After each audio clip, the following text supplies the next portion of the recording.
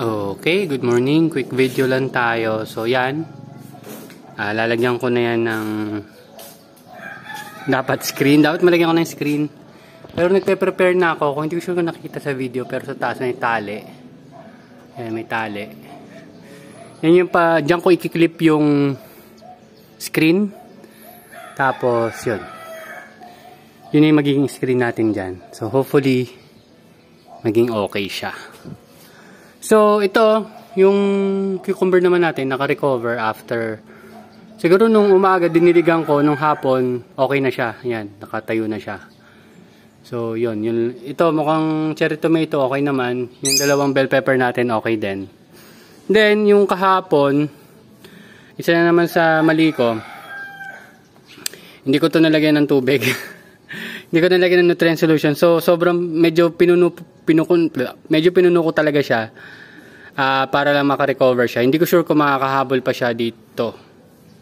Pero mukhang kaya naman. So, tingnan na lang natin after few days.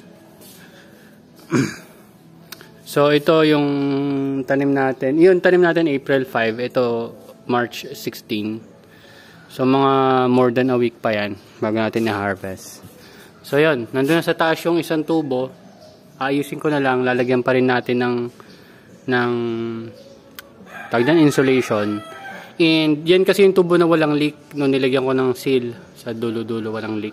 Yung isa kasi meron, kaya asikasuhin ko pa muna yon. So, kailangan ko nang linisin to. Ito kasama pa to nung April 5. So, dito natin ilalagay yung isa pang tubo na ganun.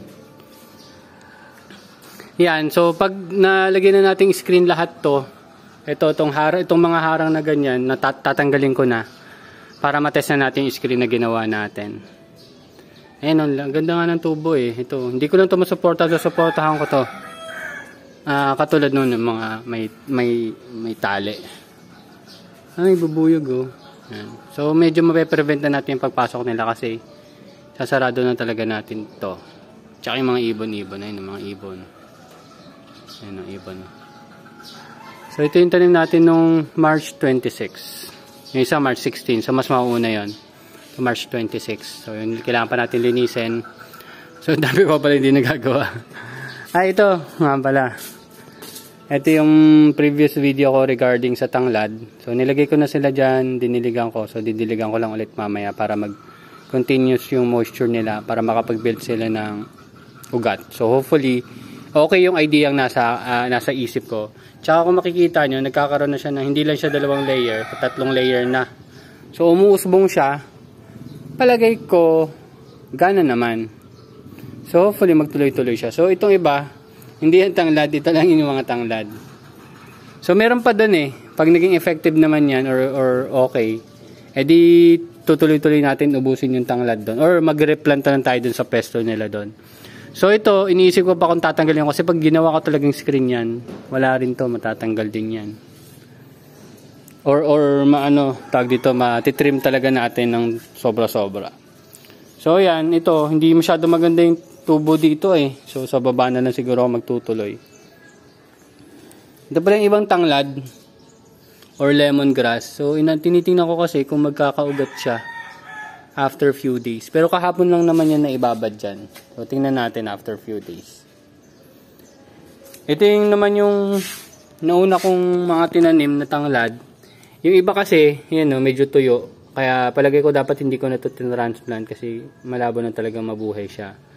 And nandyan pa yung mga old roots, yung mga lumang ugat nila nandyan pa. Kaya possible hindi masyadong okay to. Pero tingnan na lang din natin kung tutubo sila. So itong mga kalachuchi ba to? Parang unti-unti na namamatay. Tingnan na lang natin kung ano mangyari sa kanila. Pero yun, tuloy-tuloy naman yung ginagawa natin dito. Yan, meron tayong clip. Yan. Yung pang support sa kanya. So hindi naman talaga siya nasasakal. Kiniklip lang natin siya dito sa tali. Tapos isosupport niya yung halaman natin. So, ayan. Pero based sa napag-aralan ko, ito ay mga male flowers. Ang kailangan natin ay female flowers. So, yun yung hinahanap ko kung magkakaroon tayo ng female flowers. Ito kasing cucumber na to is Jackson 27 F1. Pagkakabasa ko, nag-research tayo. Hindi na to pinopollinate eh. So, hindi ko rin masabing self-pollinated siya. Or kung ano man. Pero, dapat tanggalin ko daw tong mga male flowers. Palagay nyo. Hindi ko kasi talaga alam. May ganun pa palang cucumber, merong kailangan mo i-pollinate. So, pag kailangan naman i-pollinate yung male flower, hanap ka ng female flowers dyan. Tapos, ipopollinate mo siya manually. Kasi nga, wala naman tayong bees or insects dito na pwede mag-pollinate sa kanya.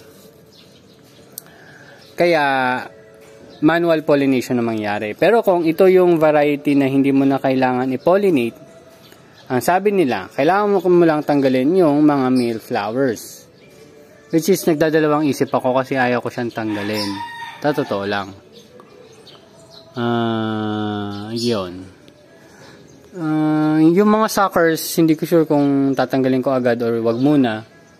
Baka may ma-observe pa tayo. Kasi yun nga, yung mga suckers, kakain din ng nutrients yan. Tapos yan, sobrang dami na ng ugat dito sa ilalim. Siguro mag-refill ulit ako mamaya. Ang bilis nilang kumuha ng nutrients. Yun lang. Ayan. So, itong isa, lumilipat na dito sa kabila. Pero mamaya, iikot ko yan. Ikot ko yan dito. Ayan. Dapat ganyan siya. Ay, sorry. Dapat ganyan siya. Dapat ganyan siya. Hirap na ng alagaan, no?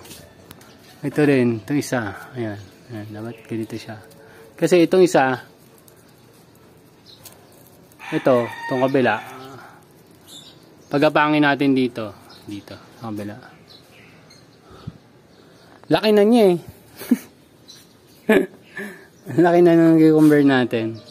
Anyway, update pa tayo. So, nandun pa rin naman yung mulberry. Pero hindi na natin masyadong priority yan. Ito na lang. So, lilipat-lipat pa tayo ng halaman. Then, baka gumawa tayo ng panibagong cuttings ng Thai basil. Baka gumawa na rin magsabay na rin ako ng konti. Siguro dosing Thai basil, dosing sweet basil. Pero hindi natin papakalaman yung flowering. Ayan, flowering stage na siya. Hindi natin papakalaman tong puno na to. So, yung ibang seeds dito kinuha ko na para kolektahin ko mamaya. Ayun o, tingnan mo, may mga fungus ba to? O kung ano man. Hindi siya masyadong maganda ang tubo dito. So, ililipat natin to. Ayan. Ayan, hindi maganda tubo eh.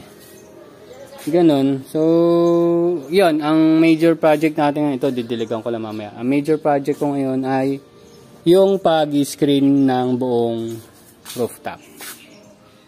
Yun yung project natin. So, yung talong, hindi ko lang kung ano nangyari dun sa talong. Pero pag na-screen na naman natin lahat, siguro i-prune ko lang to. Medyo makakahinga na siya ng maayos siguro kasi hindi na siya mumukbangin ng mga ibon. So, yan. Subukan din natin kung ayusin din natin yung talong. Kasi i-screen na naman natin to eh. Okay? So, that's it. Thank you very much for watching. Okay? Update ko na kayo sa susunod. Meron pa ba? Pakita ko lang sa... Ay, napakita ko na sa inyo yung clip na gagamitin ko eh. Yun lang. Bye-bye.